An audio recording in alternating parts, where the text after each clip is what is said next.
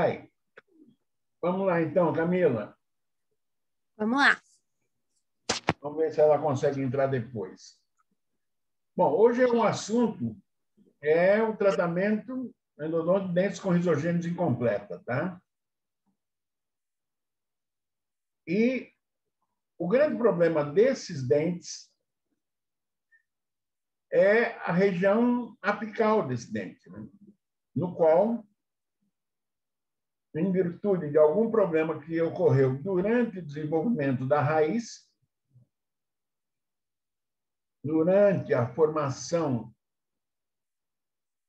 e a evolução para a conclusão do término radiográfico, algum problema que surgiu nesse caso, provavelmente foi esse trauma, que levou a uma fratura, com eventual exposição pulpar, no qual o profissional tentou realizar esse tratamento, mas veja que ele não consegue uma boa adaptação, uma boa limpeza da parede do canal, uma boa desinfecção e, como consequência, uma falta de selamento dessa região apical, até porque ela não permite que você desgaste excessivamente essa região, criando um apoio.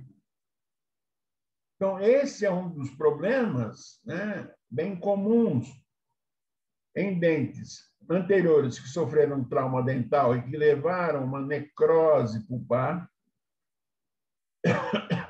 ou em dentes posteriores, aonde, por um processo de cárie, não houve ainda a conclusão da formação radicular. E frente a esta situação anatômica, nós temos uma grande dificuldade de promover um selamento, a desinfecção e selamento do nosso canal radicular. É um problema relativamente que a gente encontra, né, durante a nossa clínica endodôntica, e que nós vamos criar alguns mecanismos para poder resolver este problema de ausência de fechamento apical.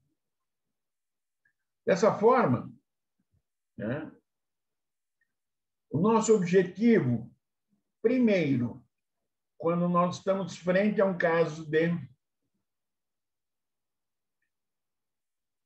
dentes com risogênese incompleta, é a tentativa de manter, o grande objetivo do tratamento é manter a vitalidade pulpar. Por complicações do ponto de vista anatômico, né, onde nós temos uma abertura excessiva na nossa região apical, como mostra tanto essa figura quanto as radiografias, e que, em virtude de um dano, ou de uma fratura, ou de uma luxação desse elemento dental, ocorre a interrupção e a necrose do tecido pulpar frente a um trauma ou frente a qualquer processo de cárie, e que pode comprometer a vitalidade desse tecido pulpar. Então, o grande objetivo inicial, quando nós temos um caso, e é um caso de polpa viva, não houve a necrose ainda, é tentar, a todo custo, manter a vitalidade pulpar, mesmo que seja transitório, por um período de 6 a 8 meses, para posteriormente executar o tratamento endodôntico definitivo. As condições anatômicas nessa situação são desfavoráveis, mas as condições biológicas, às vezes, podem nos contribuir para essa manobra, para esse tratamento preliminar antes do tratamento endodôntico definitivo. Então, vejo que quando eu tenho a formação do ápice por completo, e a endodontia tradicional só existe em virtude do término da formação radicular, e olhando essa região apical, e lembrando que nosso limite se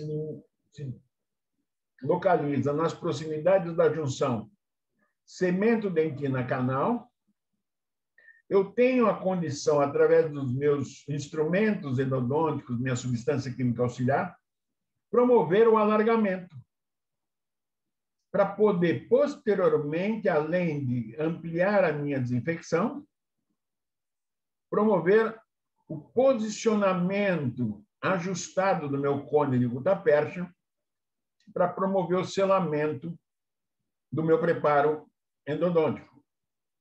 Diferentemente, então, quando eu tenho estas condições anatômicas apicais, vão permitir que eu possa ajustar meu cone principal para, posteriormente, a sua obturação, promover o selamento. Coisa que eu não tenho quando eu estou frente a um caso de ápice ainda incompleto, que não terminou a sua formação, que apresenta canais amplos e ainda a falta de desenvolvimento do terço apical.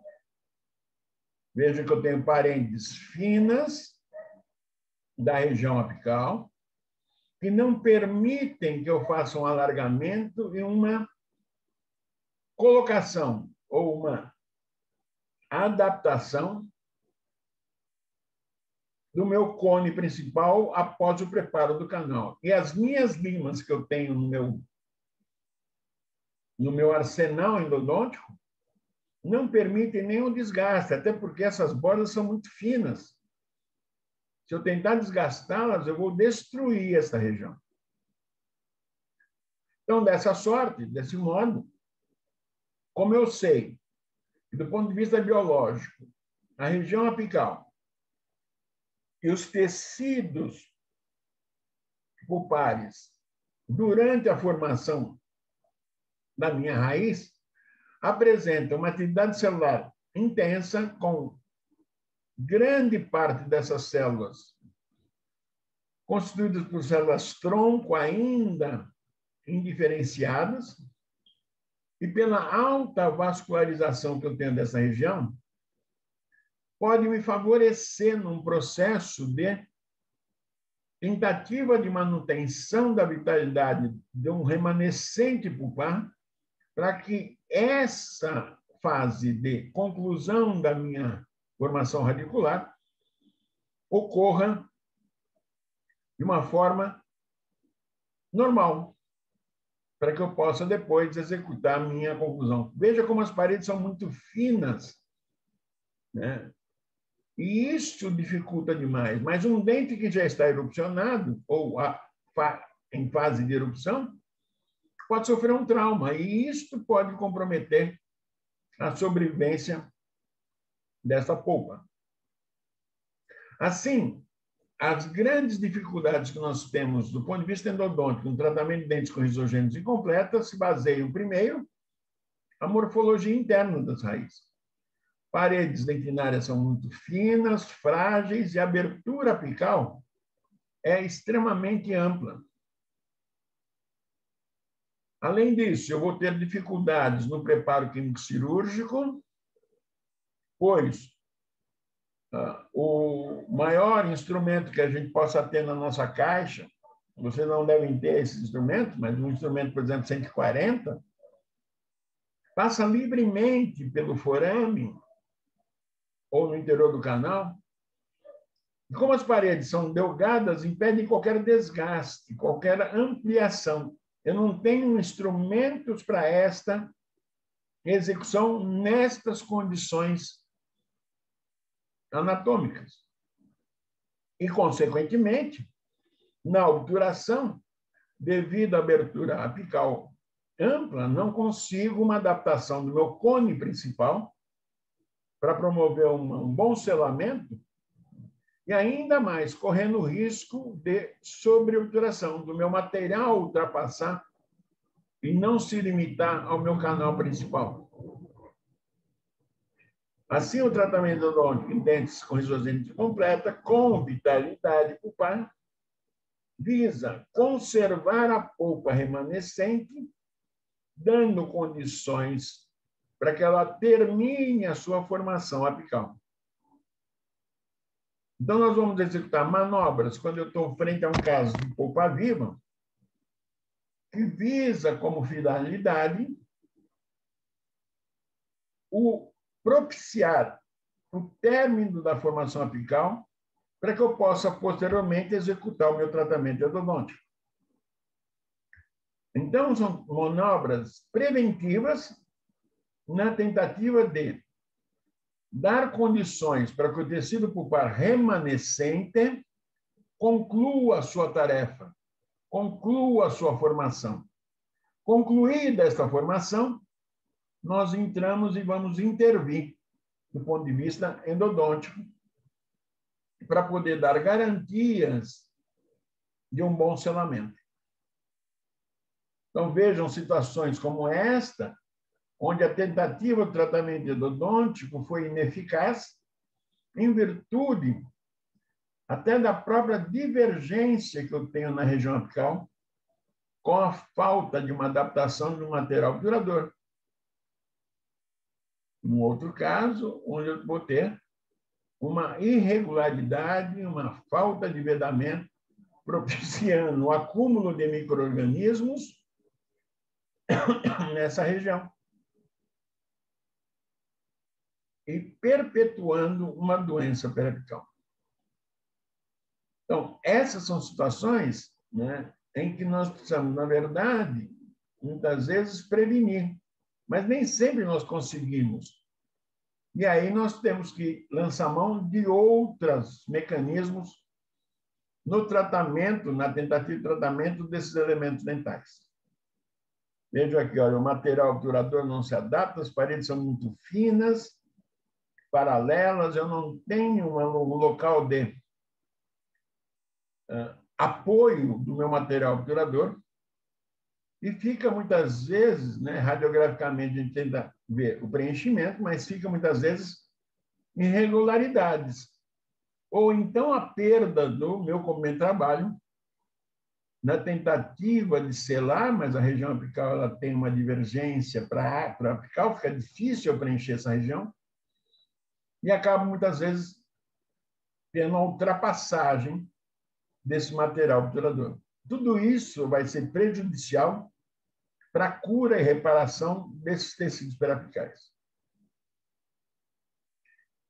Outra situação foi tentado um tratamento endodôntico, enquanto que esse, né, está sendo submetido a um tratamento usando hidrólise de cálcio com medicação, até porque eu tenho o ápice formado, mas esse vizinho aqui acabou sofrendo necrose e uma interrupção na formação.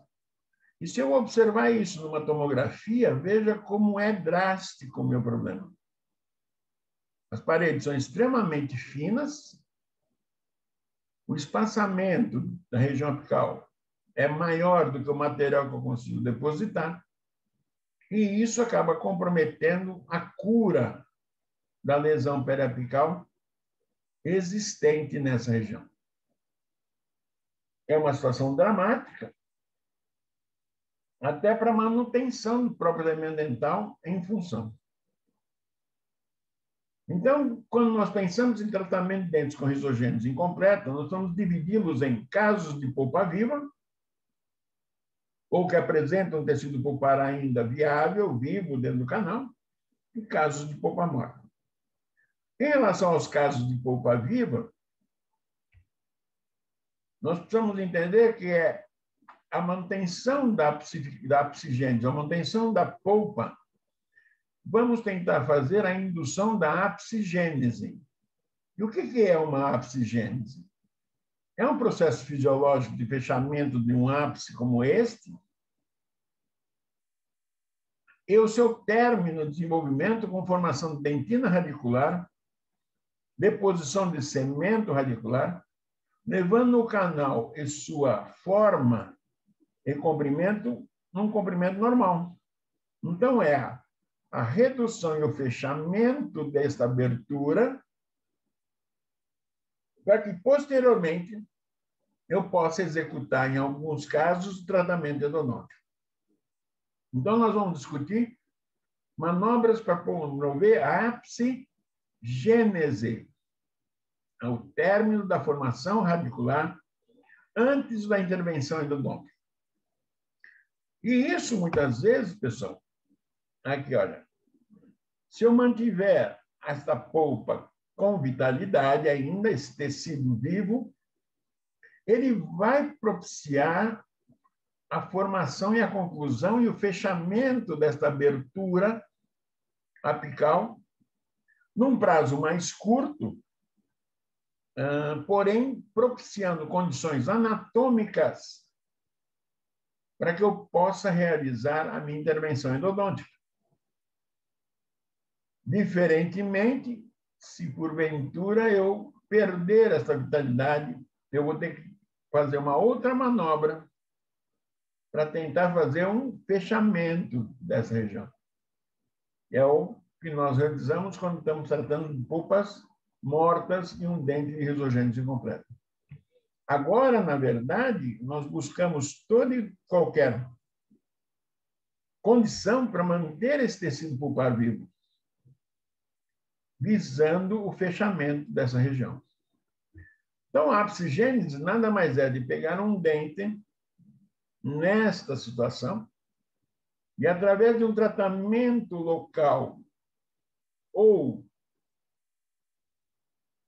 de um trauma que leve a uma fratura com exposição, ou de uma cárie, eventualmente, num dente posterior, e promover esse tratamento visando a manutenção desta polpa com condições de vitalidade para que ela termine de se formar e continue a desenvolver a sua formação radicular até o momento em que eu tenho o fechamento do meu terço apical, propiciando agora, não só do terço, mas também de toda a extensão do canal, diminuindo a sua luz, aqui como a gente pode ver, levando a uma condição para a execução do tratamento endodôntico, como aqui, ó. Aqui sim, agora posso usar minhas técnicas endodônticas, porque eu vou ter um começo, que é a minha abertura e a minha entrada do canal, e o final, que é 1 milímetro aquém do meu vértice radiográfico do ápice formado. Condição que eu não tinha anteriormente em qualquer uma destas fases.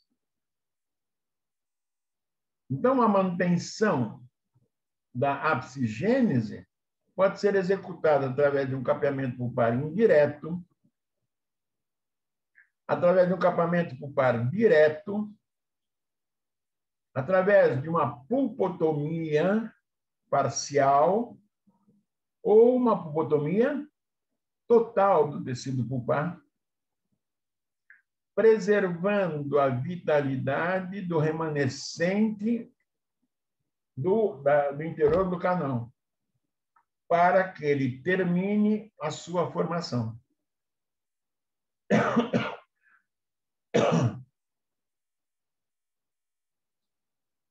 Então, vamos lá. Apsigênese. Vejam, uma situação onde houve um acidente, no qual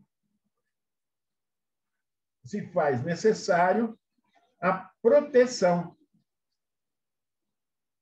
Um tratamento através de um capeamento indireto sobre o remanescente dentinário, para que possa proteger esses túbulos dentinários, para que eles não recebam uma carga muito grande de micro-organismos que possa levar ao comprometimento da vitalidade pulpar.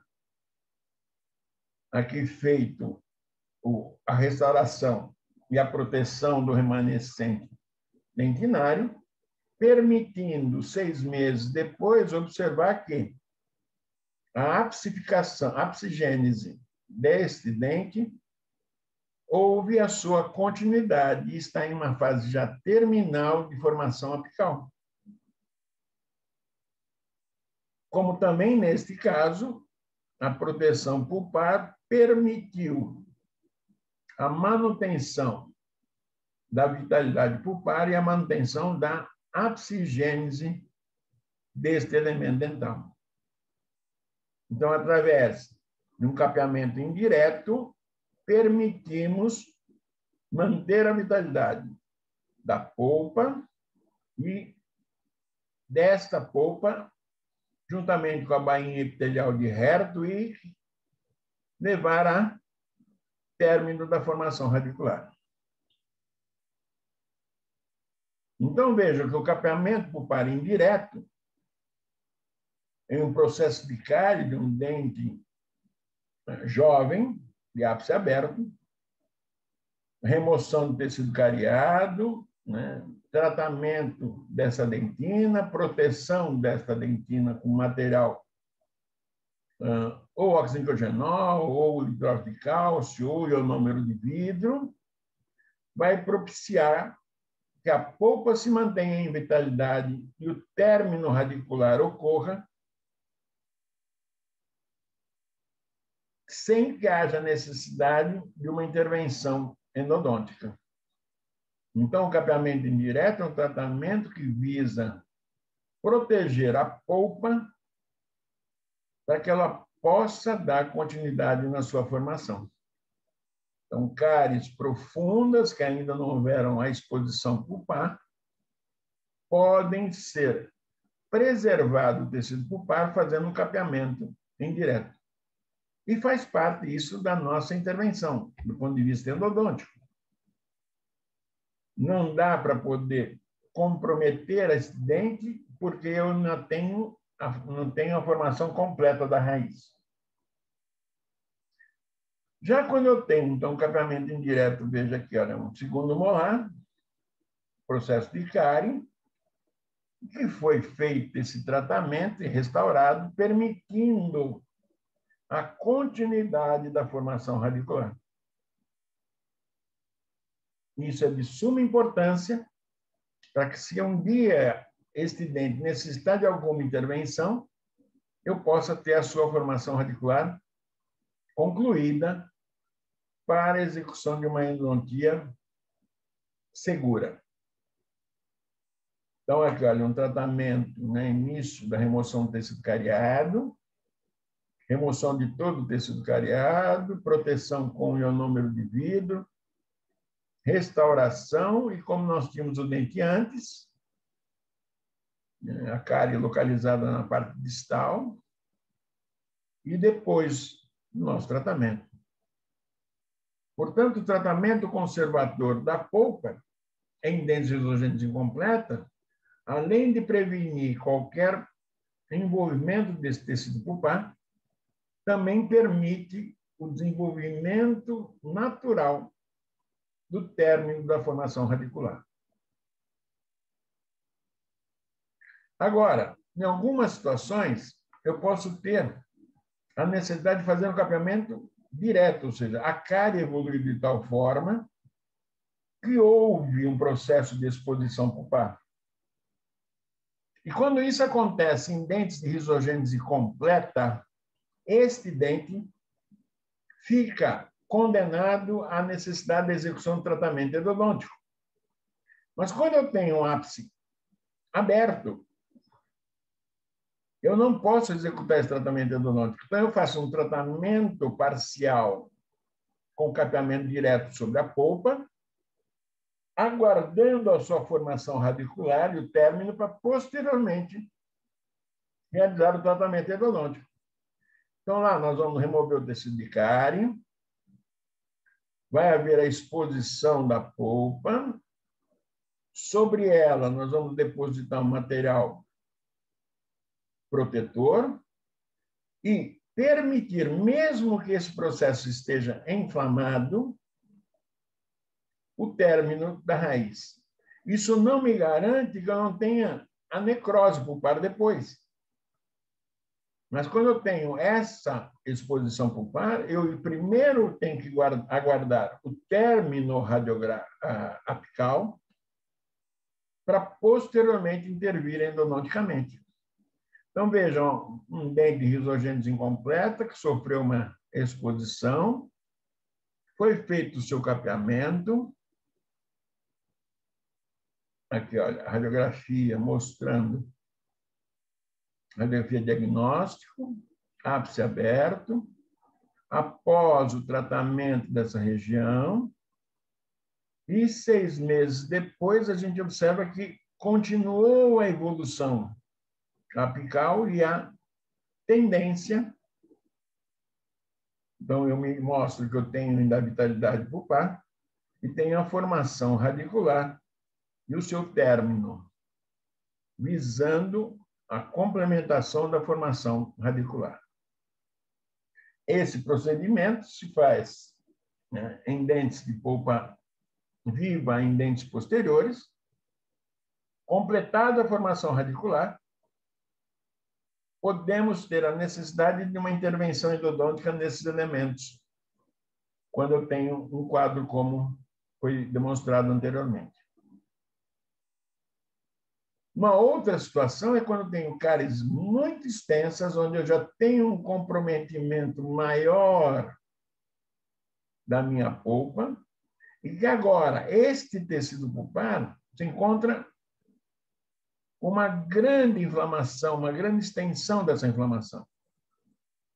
Dessa forma, para prevenir e evitar que a dentina radicular, a polpa radicular, sofra uma alteração, uma necrose, nós vamos optar na remoção de todo o tecido cariado, na remoção de toda a polpa coronária, chamada de pulpotomia total, a realização e o selamento com material biológico que não induz a calcificação, portanto, hidróxido de cálcio e nem o MTA são indicados para esse tipo de procedimento, porque é um procedimento temporário, enquanto vai ocorrendo o término da formação radicular. Como aqui, olha. Remoção de todo tecido cariado, ápice aberto. Depois de feito o tratamento conservador, eu tenho a conclusão da formação radicular. E a partir de agora, nós podemos executar o meu tratamento endodôntico radical. Então, é importante, nos casos de ápice aberto, e ainda com tecido pulpar viável no interior do canal, a sua manutenção temporária até que ele conclua a formação apical para que eu possa intervir endodonticamente. Para que eu faça essa pulpotomia total, vamos anestesiar o paciente, o isolamento absoluto e a desinfecção do campo operatório, remoção do tecido cariado por completo,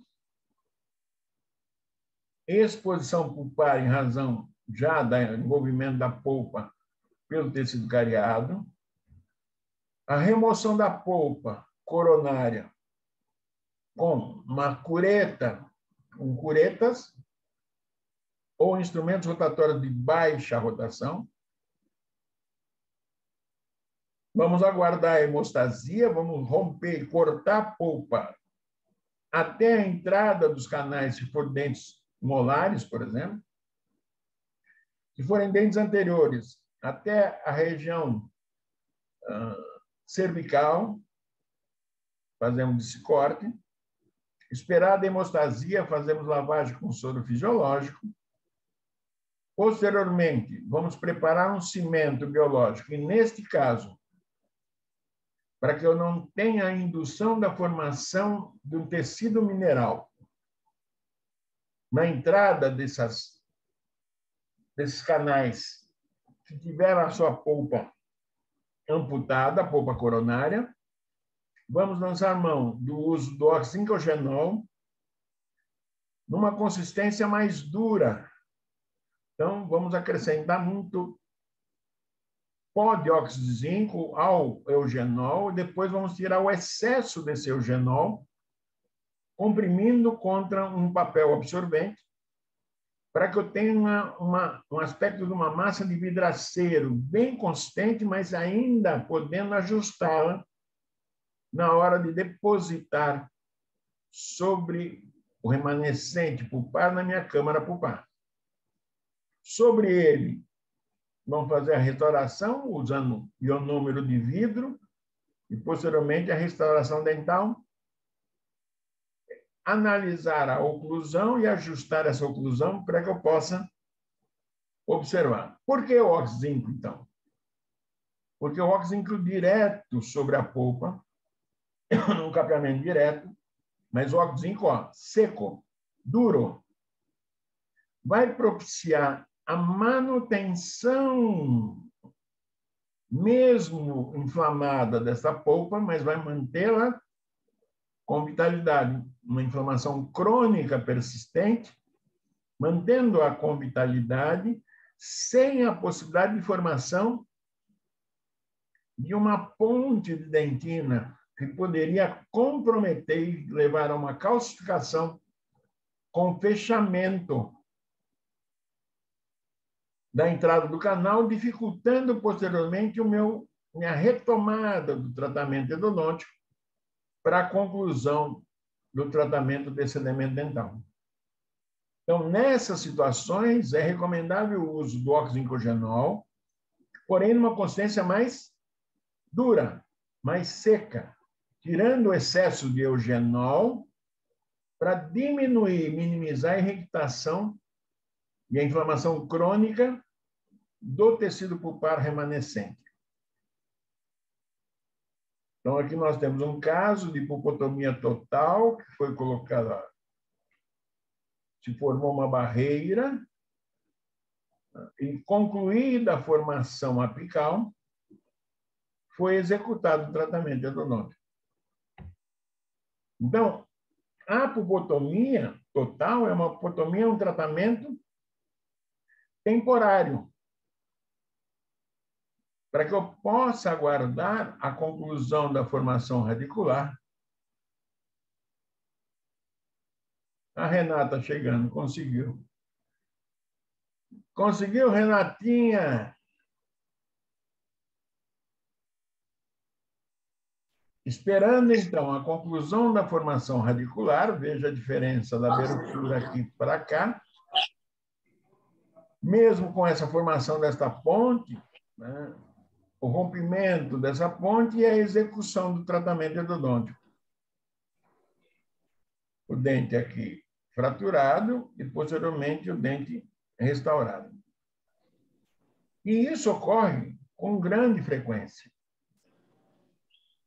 Então, veja uma outra situação. O premolar, por um processo de cárie, ápice bem aberto, foi feita a remoção do tecido cariado, amputação ou pulpotomia da polpa remanescente na parte coronária e a colocação do oxigenol e a sua restauração posterior. Está aqui, olha. Removido todo o tecido cariado, removido o tecido pulpar da câmara pulpar e a colocação do oxigenol duro ou seco sobre o remanescente pulpar. Passado de 6 a 8 meses, a gente observa o término da formação radicular e aí nós reintervimos nesse elemento dental, realizando nossa odontometria, nosso preparo químico cirúrgico, porque agora eu tenho a condição apical favorável, anatômica, onde era desfavorável anteriormente. E a conclusão do tratamento com obturação desse dente. Então, em casos como este, necessita de uma intervenção prévia, propiciando o término da formação radicular, e, posteriormente, uma reintervenção endodôntica radical, para que eu possa executar o tratamento e a conclusão do caso. Aqui, olha, um caso de trauma, onde o ápice era extremamente amplo. Foi feita a abertura e a pulpotomia, tá aqui, olha, a remoção de toda a polpa coronária. O preparo do oxicodinol e depois, ao final, remoção do excesso de eugenol com um papel absorvente, antes da deposição dentro da câmara pulpar. E aqui a radiografia da intervenção da pulpotomia. Aguardando, né, aqui o elemento dental quando ele sofreu trauma, aqui a intervenção executada. 6 meses depois, a gente observa já o término da formação radicular e executamos o tratamento endodôntico. Não usamos o hidróxido de cálcio aqui para evitar uma formação de uma ponte de dentina que possa obliterar parcialmente o meu canal e dificultando muitas vezes a minha retomada. Então, o hidróxido de cálcio, ou mesmo MTA colocado aqui, vai promover e vai estimular uma formação de tecido, obliterando a minha entrada do canal, dificultando a conclusão do meu tratamento. Então, as pulpotomias, aqui é uma pulpotomia total, é um dos recursos que nós podemos utilizar para esses procedimentos. Casos de até processo inflamatório mais extenso, com a formação de um pólipo pulpar em virtude da exposição, requer que a gente vá buscar um tecido fibroso e mais consistente, mais em profundidade no meu canal. Aqui uma pulpotomia, né, mais na altura do terço médio, preservando o tecido pulpado dessa região, para que ele possa a sua formação. Concluído, eu retomo o meu tratamento e executo o tratamento endodôntico radical. Professor, só um segundinho. Renato. No caso, o ápice extremamente amplo, foi feito o mesmo procedimento em que a gente observa o término da formação radicular e a inclusão e a execução do tratamento endodôntico. Isso tudo era feito até os anos de 1990. Aqui tem um chat, vamos ver. Tudo bem, Renatinha. Conseguiu, né? Fique tranquilo, estamos em nós 3 aqui. O resto faltou. Fica tranquilo, está tudo certo. Chegou a tempo.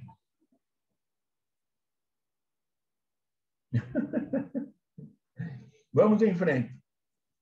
Então, até os anos de 1990, em dentes traumatizados, nós realizávamos esse tipo também de procedimento. Sempre um procedimento endodôntico radical. Fazíamos a pulpotomia, esperávamos a formação e fazíamos a intervenção. Porém, em dentes traumatizados, nós temos uma situação muito peculiar. Peculiar por quê? Porque um dente traumatizado, diferentemente de um dente cariado, o seu tecido pulpar é extremamente jovem. É uma polpa que jamais recebeu alguma agressão, algum comprometimento, algum processo inflamatório. Na verdade, é no momento do acidente que ela se expõe e começa a ter uma repercussão inflamatória em decorrência da fratura. Começa a ter presença de micro-organismos da saliva na região exposta, começa a sofrer um processo inflamatório. Mas o seu tecido pulpar é um tecido extremamente jovem. Então, em vez de nós realizarmos, já a partir dos anos de 2008, realizarmos um tratamento e uma pulpotomia total, alguns autores começaram a propor a execução de uma pulpotomia apenas no local de exposição em dentes que sofreram um trauma dental, com fratura e exposição pulpar, limitando-se à remoção parcial do tecido pulpar na área exposta. Por isso o nome pulpotomia parcial. Ou também você pode encontrar na literatura como pulpotomia alta, na região exposta. Assim, né, a etiologia está muito mais relacionada à fratura coronária com exposição pulpar. Numa condição ainda de ápice aberto, permite que eu trate apenas a região exposta, um capeamento, uma pulpotomia parcial com um capeamento dessa região, que vai permitir agora o desenvolvimento radicular até a sua conclusão. Aviso, este dente nunca sofreu nenhum processo inflamatório prévio ao acidente. E é um tecido ricamente vascularizado e com grande quantidade de células-tronco que vão poder, sim, transformar em células em odontoblastos e formar ponte de dentina, preservando esse remanescente. E quando eu tenho uma situação como esta, e faço uma pulpotomia alta em dente traumatizado com exposição, eu não necessito realizar o tratamento endodôntico complementar. O tratamento definitivo passa a ser em dentes traumatizados, com fratura e exposição pulpar, um tratamento definitivo. E isso é um conceito, né, que é aplicado desde 2010, 2009, em tratamento de dentes traumatizados. Assim, vejam que Sveck, né, preconiza a pulpotomia parcial ou pulpotomia alta, que é um tratamento que consiste na remoção de parte da polpa, aqui houve a exposição, a remoção parcial da polpa, fazendo uma remoção de 3 milímetros da polpa que foi exposta, e feito a loja, a deposição de hidróxido de cálcio nesse curativo e o fechamento e a restauração do dente posteriormente, sempre indicado em exposição pulpar traumática, em dentes imaturos ou mesmo em dentes com ápice totalmente formado. Então, vejam que a pulpotomia ela é só viável de ser um tratamento definitivo em dentes com trauma dental, em dentes com fratura. Isso passa a ser um tratamento definitivo em uma única sessão. Mas, com base nestas coisas, algumas coisas foram observadas. Quando eu comparo uma pulpotomia parcial, remoção parcial da polpa dentro da área exposta, com um capeamento direto, que eu posso também executar, o meu prognóstico nos casos de pulpotomia parcial é muito alto. Vejam aqui a colocação de hidróxido de cálcio, a formação de uma ponte de dentina, um fechamento dessa região, com um pequeno índice de células inflamatórias, diferentemente de um capeamento direto, onde eu tenho a dificuldade da eliminação do micro-organismo. Portanto, quando eu corto a polpa, eu estou removendo e limpando essa região, minimizando a presença de micro-organismos, do que quando eu faço um capeamento direto. Na simples lavagem e limpeza, não elimina todos os micro-organismos. E isso pode comprometer o meu capeamento pulpar direto e dar continuidade a um processo inflamatório infeccioso nesta polpa. Portanto, em situações como essas, em dentes traumatizados, a pulpotomia parcial passa a ser de melhor resultado. Aqui, ó, o corte da polpa, a colocação de hidróxido de cálcio formando uma linha que é chamada de cálcio traumática, que vai estimular as células pulpares indiferenciadas em formação em diferenciação em odontoblastos, formando uma ponte de dentina, separando a área exposta do tecido pulpar remanescente, mantendo a sua vitalidade e permitindo a evolução progressiva da formação radicular. Então, quando eu tenho uma polpa inflamada, quando eu tenho um processo de cárie, eu tenho, na verdade, um tecido pulpar já envelhecido, mesmo que o paciente seja jovem.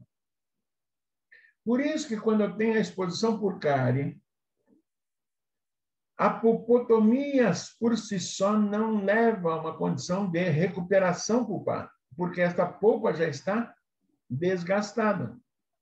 Processos inflamatórios mais intensos, invasão de micro-organismos pela dentina, levando à formação de microabscessos no interior do canal. E essa é uma condição desfavorável para que eu possa executar uma pulpotomia parcial. Se for um dente risogênese incompleta, o melhor tratamento aqui, na verdade, é a execução de uma pulpotomia. Não dá para preservar esta polpa e esperar a formação radicular para depois a sua conclusão. Isso acontece quando nós temos dentes posteriores. Por quê? Porque um dente anterior exposto não vai levar esse tempo todo para poder comprometer a polpa como esta, transformando aqui um microabscesso que vai a cada vez mais comprometer o tecido e a manutenção desse tecido viável. Diferentemente, quando eu tenho um dente rígido, que, de repente, sofre um trauma e leva a uma exposição. Este tecido apresenta inúmeras condições de recuperação para a formação futura de uma ponte de dentina separando a área exposta e a polpa rígida e normal. Diferentemente, então, nos casos de dentes cariados com processos inflamatórios persistentes. Esse é o grande diferencial entre um dente risogênese, dente jovem, e um dente que já está sofrendo com um processo de cárie por um tempo expressivo, comprometendo e desgastando esse tecido pulpar. Esta polpa do dente rígido ainda não teve tempo de sofrer um desgaste. Portanto, o tratamento de pulpotomia parcial fica indicada até como tratamento definitivo. Então, recomenda-se, né, ou por Zweig, ou por Backlund, um outro professor da Universidade da Califórnia, a execução desse tratamento, dessa pulpotomia parcial, da seguinte forma: houve exposição, a desinfecção da área exposta utilizando clorexidina 2%, feito o desgaste, a abertura e o corte desta polpa com instrumentos rotatórios de alta rotação, brocas esféricas, contida a hemorragia e feita a hemostasia, lavagem com soro, secagem com bolinhas de algodão e deposição ou do hidróxido de cálcio, e sobre ele depois o ionômero de vida, ou a deposição do MTA branco, a sua condensação, e ambas as situações, a restauração definitiva do elemento dental, permitindo agora que esta polpa se recupere e possa dar continuidade à sua manutenção durante a evolução do elemento dental durante a vida do paciente. Então, nós podemos utilizar não só o hidrólise de cálcio, mas também o MTA. Ou o ProRoot MTA, que é de origem americana, ou o próprio nosso MTA da Angelus, branco, por evitar que tenha um sombreamento do elemento dental, como um material nos casos de pulpotomia alta, permitindo um bom resultado. Permitindo, veja, uma formação consistente de uma ponte de dentina, uma nova dentina, sob uma polpa que foi exposta e que foi protegida utilizando o MTA. Veja, uma robusta ponte e uma transformação dessa câmara pulpar com nova formação por odontoblastos, células tronco que se transformaram em odontoblastos, restabelecendo a normalidade para esse elemento dental.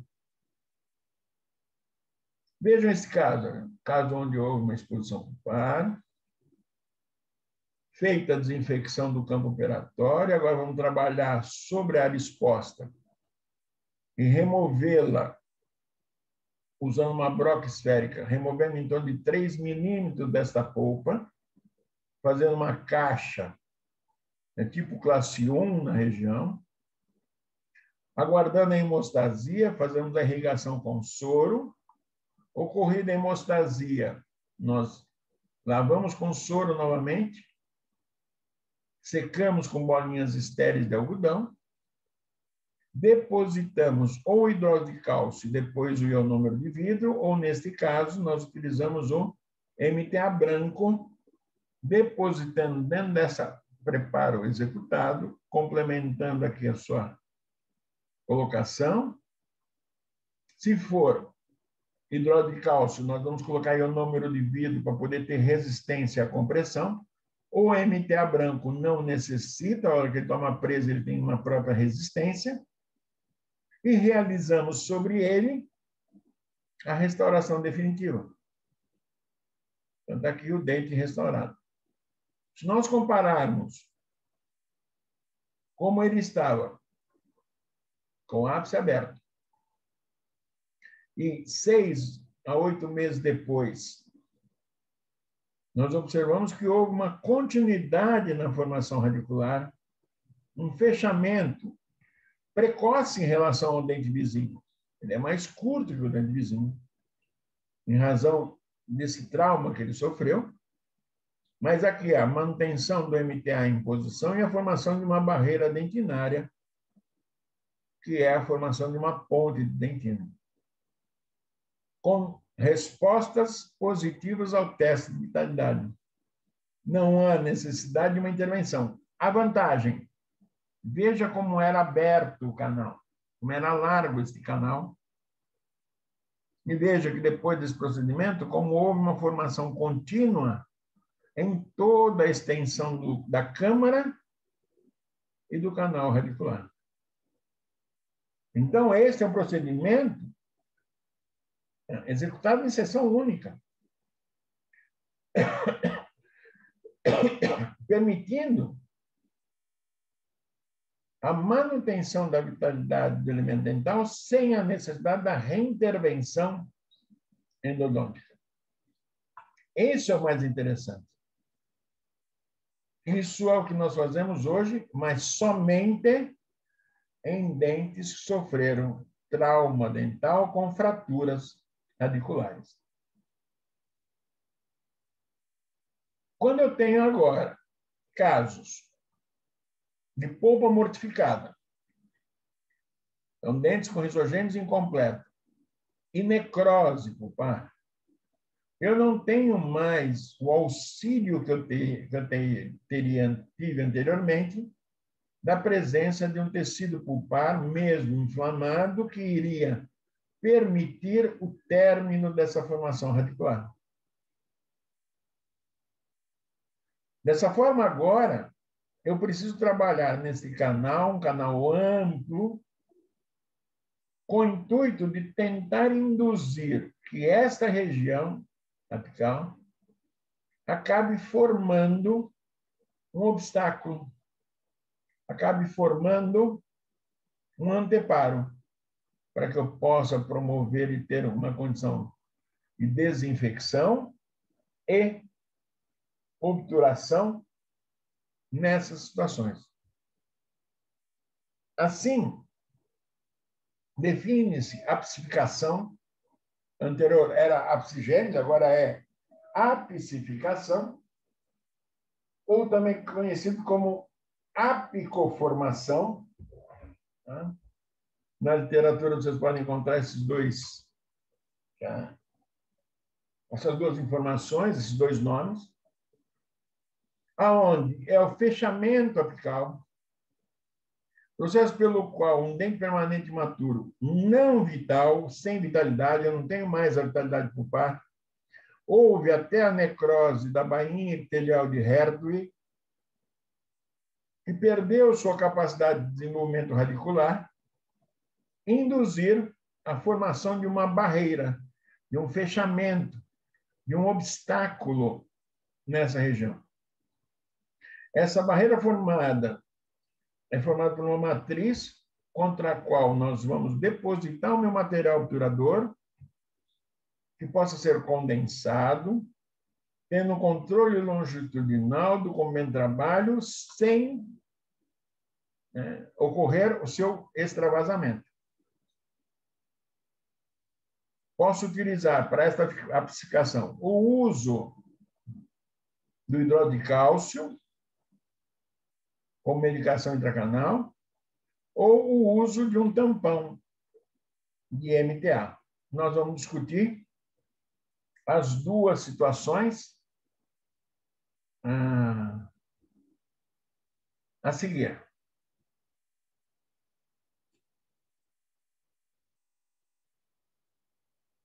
Então, vejam, um caso de acidificação onde foi utilizado hidróxido de cálcio no interior desse incisivo central, foi utilizado aqui no caso hidróxido de cálcio veiculado com anestésico.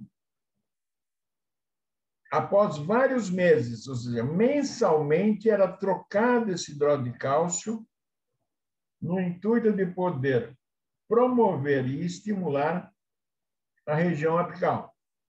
Então, eram feitos, várias trocas de hidróxido de cálcio. Em média, levava-se de 12 a 16 meses para eu poder estimular esta região para formar esse anteparo, um cemento da região apical, na tentativa de criar uma barreira. Após a remoção do hidróxido de cálcio, a barreira calcificada se apresentava presente. Levava-se, então, em torno de 12 a 18 meses, de 1 ano a 1 ano e meio, mensalmente trocando esse material. Para criar esta condição, para a posterior obturação do canal, usando, nesse caso, glutapestano classificado e cimento obturador, mostrando que esta ponte, apesar de toda a situação, houve até extravasamento do cimento, porque ainda apresentava uma abertura nessa ponte dentina. Então, era um processo demorado, ou seja, o uso de hidróxido de cálcio, até o advento do MTA, era um processo extremamente demorado e que levava, muitas vezes, a perda do elemento dental. O paciente poderia bater este dente novamente, em razão do alargamento do canal, sofrer uma fratura e aí comprometer de uma forma definitiva a manutenção desse elemento dental. Isso ocorria com uma certa frequência, em razão, diferentemente da apsigênese, que eu tenho a formação do canal e o fechamento dela em todo o seu sentido. No caso da apsificação, eu tenho o que foi formado, a abertura e o alargamento do canal que foi formado, sem uma deposição de dentina radicular e fechamento desse canal. Então, eu tinha o estímulo persistente e constante do uso de hidróxido de cálcio na intimidade da região apical, levava à formação de um fechamento através da formação de cemento da região apical, já que na região apical eu tenho um cemento celular, ou seja, uma formação constante de cemento na região apical, que não era completo, eu tinha, às vezes, a presença de vasos, de células dentro dessa massa, mas que servia de um anteparo para que eu pudesse promover a minha desinfecção e, ao mesmo tempo, a minha obturação. E, durante anos, nós fizemos isso do ponto de vista de tratamento.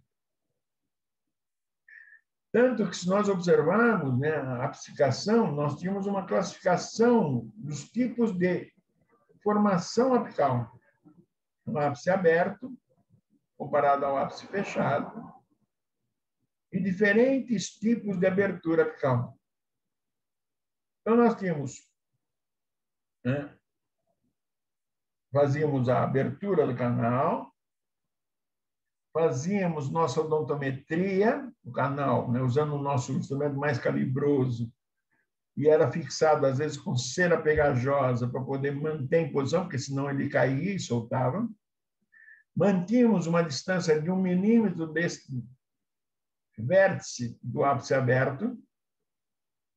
Fazíamos todo o nosso procedimento de preparo mais químico, substância química agindo, porque eu não tinha muita condição de ter um acesso e um desgaste mecânico ou cirúrgico da dentina, até porque as paredes eram muito finas.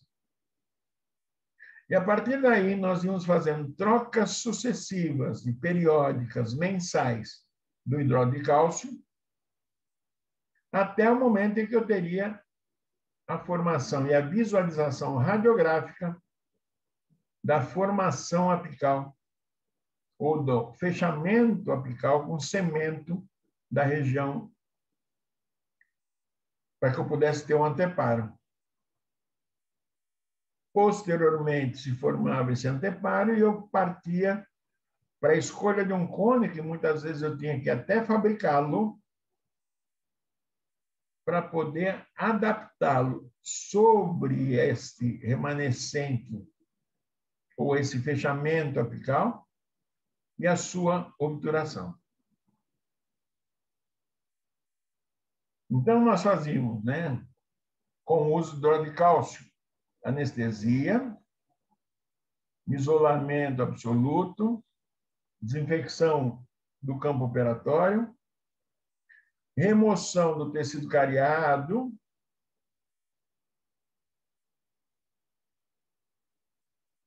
se houvesse, né? Abertura e preparo da câmara pulpar, a odontometria. A partir daí, determinado comprimento de trabalho, nós fazemos o preparo mais químico, substância química, endo-PTC, DAC reagindo por longo tempo dentro desse canal, do que cirúrgico, porque o meu instrumento servia mais como um agitador desse material, dessa substância química auxiliar, do que propriamente dentro do processo ou um instrumento de corte da dentina. Uma farta irrigação ativa com hipoclorito de sódio, DTA, hipoclorito de sódio, totalizando um volume de 45 ml, em média, por canal. Fazíamos a sua secagem com cânulas calibrosas, depois mais finas, e, finalmente, com vários cones de papel pré-calibrados no comprimento de trabalho. Fazíamos a nossa medicação preenchendo o canal com hidróxido de cálcio, Nesta época ainda nós usávamos muito hidrólise de cálcio PA veiculado em anestésico. Fazíamos o selamento provisório da câmara e da entrada do canal e da câmara pulpar. Ajustávamos a oclusão, observando um alívio articular e passávamos a ter um controle. Decorrido 30 dias, o paciente retornava, nós eliminávamos, retirávamos todo o hidrólise de cálcio e repetimos o processo. Então, está aqui, olha. Preparo que PQC era muito mais o endo-PTC usado com hipoclorito, os instrumentos mais calibrosos, que vocês até não devem possuir, o preparo químico do que mais cirúrgico, a colocação de hidrólise de cálcio no interior do canal, a avaliação do preenchimento de hidrólise de cálcio, porque ele tem que estar em contato com a região apical, e o selamento coronário, no caso aqui, usando o oxincogenol, fazendo o fechamento coronário. Decorrido 30 dias, o paciente retornava, e no retorno, fazíamos novamente anestesia, isolamento, abertura da câmara pulpar, remoção do MIC, de hidrólise de cálcio, com farta irrigação, com EDTA, 30 ml, ativando ele. Vejam aqui que agora nós só vamos usar o EDTA, repreparo químico do canal, mais do que cirúrgico, fazemos uma nova PQC, o C é mais um agitador da substância, fazemos novamente a nossa secagem, repreparamos nosso hidrólise de cálcio, e por mais 30 dias mantemos ele dentro do canal. E isso era repetido periodicamente durante 12 e 18 meses, até que fosse observado radiograficamente um fechamento daquela abertura. Selamento provisório e alívio e controle. E isto era repetido persistentemente até o momento em que se observava radiograficamente uma área de formação de dentina. Até podia ser inspecionada utilizando um instrumento 80 aqui, por exemplo, sentindo um obstáculo apical.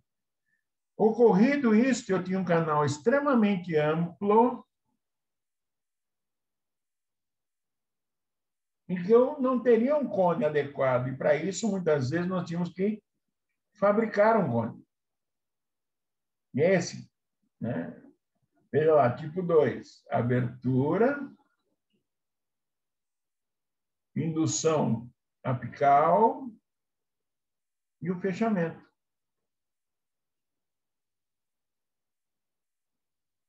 No tipo 3, olha lá, abertura, né? Onde eu tinha um alargamento maior no terço apical e que era adaptado um cone, quase um bastão, né, de gutapercha, que era pré-fabricado. Aqui também um cone pré-fabricado, depois da indução apical.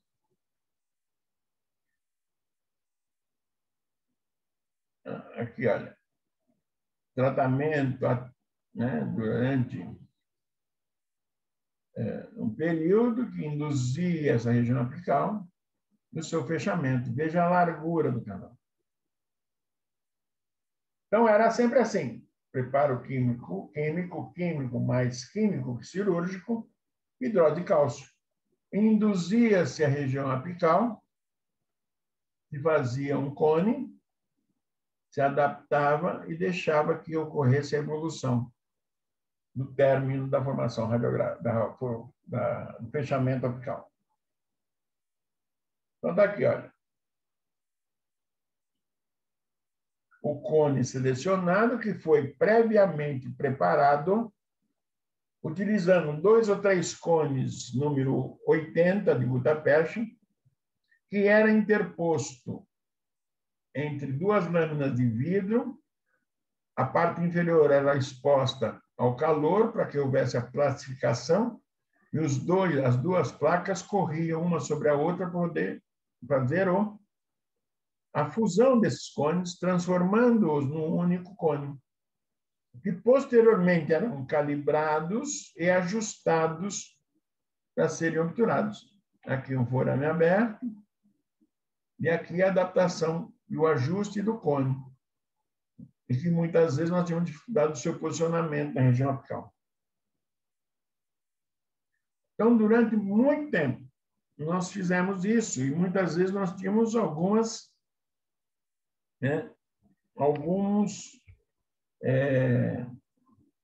dificuldades realmente.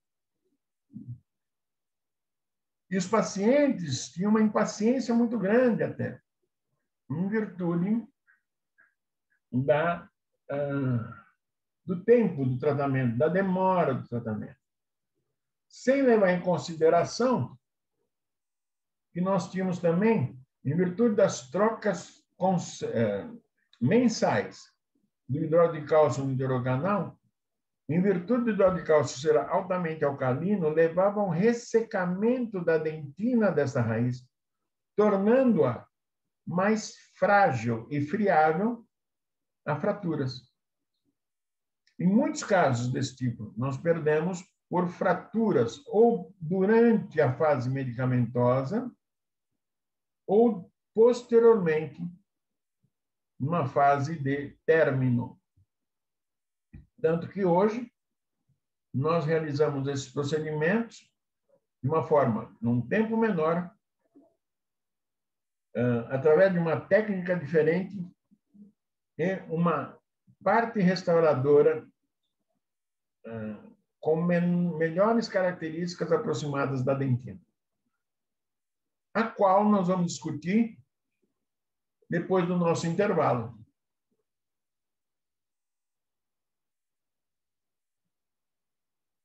Tá bom, meninas? Vamos fazer um intervalozinho?